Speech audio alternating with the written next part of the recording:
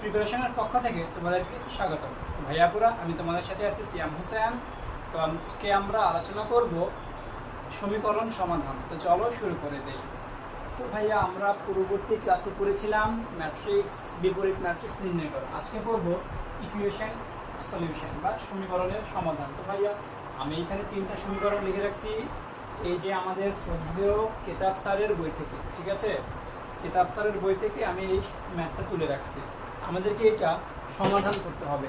আমরা তো অনেকভাবে সমাধান করতে পারি, যেমন বজ্রগণন পদ্ধতি, অপনয়ন পদ্ধতি, প্রতিস্থাপন পদ্ধতি, আর গুণন পদ্ধতি, এইগুলোর মাধ্যমে আমরা সমীকরণগুলোকে চাইলেই সমাধান করতে পারি। কিন্তু আমরা যেহেতু করতেছিলাম ম্যাট্রিক্স এবং নির্ণায়ক, তার মানে আমরা সমাধান করব দুইভাবে। একটা হচ্ছে ম্যাট্রিক্স দ্বারা,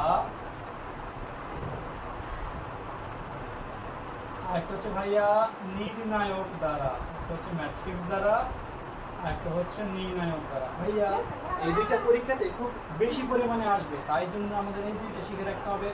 নির্ণায়ক দ্বারা আরেকটা জিনিস বলা হয়, সেটা হচ্ছে কি ক্রেমার রুল, ক্রেমার নিয়ম, ঠিক আছে? ক্রেমারের নিয়ম। তো চলো দেখি ভাইয়া কি বলছি। সমাধান আমরা অনেকভাবেই করতে পারতাম, বজ্রগুণন, আর গুণন, প্রতিস্থাপন, কিন্তু অপনয়ন আমরা করব ম্যাট্রিক্সের মাধ্যমে, নির্ণায়কের মাধ্যমে। কিভাবে করতে পারি সেটাই আজকে দেখাবো। নির্ণায়কের মাধ্যমে সেটাকে বলা হয় ক্রেমারের নিয়ম। নির্ণায়কের মাধ্যমে কিভাবে করতে পারি সেটা দেখি। চলো আগে আমরা 2 নং স্টেপটাই করি। ফার্স্ট, যেহেতু নির্ণায়কের মাধ্যমে না, এই ম্যাথগুলো আসবে 3টা চলকের ক্ষেত্রে 3/3 নির্ণায়কের। কিছু না বুঝলেও দেখতে থাকো, বুঝে যাবা। আমাদের ফার্স্ট কাজ হচ্ছে আমাদের একটাই, কি বের করবো ভাইয়া? সমাধান করব মানে কি, এক্স ওয়াই জেড এর মান বের করব।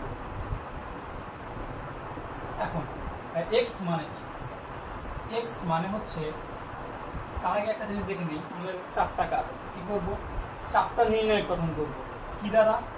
একটা ডি বের করব, মানে নির্ণায়ক। একটা ডিএক্স বের করব, এক্স এর নির্ণায়ক। একটা ডি ওয়াই বের করব, আর হচ্ছে ডি জেড বের করব। ঠিক আছে? বের করার পর আমাদের কাজ হচ্ছে এক্স বের করা, আমাদের কাজ হচ্ছে ওয়াই বের করা, আমাদের কাজ হচ্ছে জেড বের করা। জাস্ট কি করব? ডিএক্স কে ডি দ্বারা ভাগ করে দিব। আর যেটা বলার দরকার আছে নাই। ডিজেড কে ডি দ্বারা ভাগ করে দিব, ডিওয়াই কে ডি দ্বারা ভাগ করে দিব। শেষ, এক্স ওয়াই জেড পাওয়া গেল। তো ভাইয়া কি পড়তেছিলাম? আমরা পড়তেছিলাম ক্রেমারের নিয়মে অথবা নির্ণায়ক পদ্ধতিতে কোনো সমীকরণের সমাধান। তো সেটা দেখাচ্ছি কিভাবে করা যায়। জাস্ট 4টা নির্ণায়ক বের করব। ডি দ্বারা একটা নির্ণায়ক, ডিএক্স একটা নির্ণায়ক, ডিওয়াই আরেকটা নির্ণায়ক, এবং ডিজেড আরেকটা নির্ণায়ক। মোট 4টা নির্ণায়ক বের করে ফেললাম। তারপর আমাদের কাজ, মূল উদ্দেশ্য হচ্ছে এক্স ওয়াই জেড এর মান বের করা। কিভাবে বের করব? এক্স কে এক্স বের করার জন্য ডিএক্স কে ডি দ্বারা ভাগ করব, ওয়াই বের করার জন্য ডিওয়াই কে ডি দ্বারা ভাগ করব, জেড বের করার জন্য ডিজেড কে ডি দ্বারা ভাগ করব। ঠিক আছে? তাহলে পেয়ে যাব।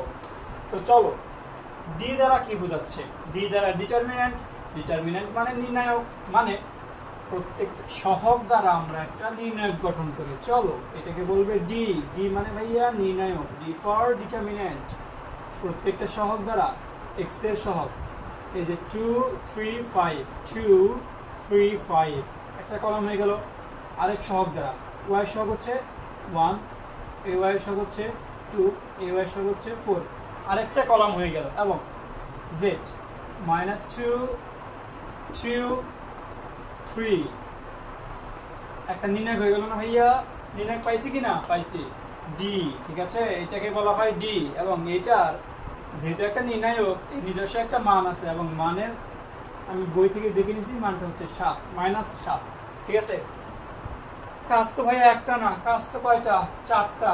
ডি বের করা, ডিএক্স বের করা, ডিওয়াই বের করা, ডিজেড বের করা। কি করলাম? শুধুমাত্র ডি বের করে রাখছি। এখন কি বের করতে হবে? তাহলে ডিএক্স বের করব। ডিএক্স কিভাবে বের করতে পারি? ডিতেও তো ডিটারমিন্যান্ট। কিভাবে বের করতে পারি ডিএক্সটা? জাস্ট এক্স এর সহগগুলা বাদ দিয়ে এইগুলা বসাই দিব। এই যে তাহলে এক্স এর সহগ তো এইটা, এইগুলার বাদ দিয়ে এইগুলা বসাই দিব। কি আছে দেখো তো? 10 1 4 আর বাকি সব ঠিকঠাক, যেহেতু 1 2 4 1 2 4 -2 2 3 ভাইয়া পাইয়া গেছে এইটা dx, এবং এইটার মানও -7। বুঝাইতে পারছি অবশ্যই। তো চলো dx পাই গেছি না, dx পাই গেছি না, ডিও পাই গেছি। আমাদের উদ্দেশ্য কি x এর মান বের করা। তাহলে dx এর মান কত? -7। আমি বই থেকে তুলে নিছি, বাট তোমরা d এর মান কত? এই যে -7। ঠিক আছে, শেষ। কত আসে ভাইয়া? 1। x এর মান হচ্ছে 1, তার মানে x সমান 1। y এর মান বের করি। y এর মান বের করার জন্য কি লাগবে? dy লাগবে, d লাগবে। dy ভাই কোথায় আছে দেখেন তো, আমরা একটা dy আঁকাবো। আমি আশা করি x বের করা শিখছো। এখন কি আমাদের কাজ? আমরা কি বের করছি? d বের করছি, dx বের করছি, dy টা বের করি। চলো, dy মানে কি? x এর সহগগুলো বাদ দিয়ে সমীকরণের ডান পক্ষের মানগুলো নিব। তার মানে y এর সহগগুলো বাদ দিয়ে, যেহেতু dy বলছে, তার মানে y এর সহগগুলো বাদ দিয়ে, এই y এর সহগগুলো বাদ দিয়ে সমীকরণের ডান পক্ষের মানগুলো নিব। ঠিক আছে, ধ্রুবকগুলো নিব আর কি, ধ্রুবকগুলো নিব। ঠিক আছে, তো y এর সহগ বাদে বাকি যেগুলো থাকবে সব ঠিকঠাক। যেমন আগেরটা 2 3 5 2 3 5, এটা যেহেতু y এর সহগ এর কলাম, তাহলে কি করবো? y এর সহগে জাস্ট 10 1 4 বসাই দিব। 10 1 4, তারপর কি বাকিটাই যে এরকমই হবে, -2 2 3, এবং এটার মান যদি আমরা বের করি হবে হচ্ছে -14। আবারও বলতেছি, আমি বই থেকে শিখে নিয়েছি। তাহলে dy যেহেতু পাইলাম, আমরা y বের করতে পারি।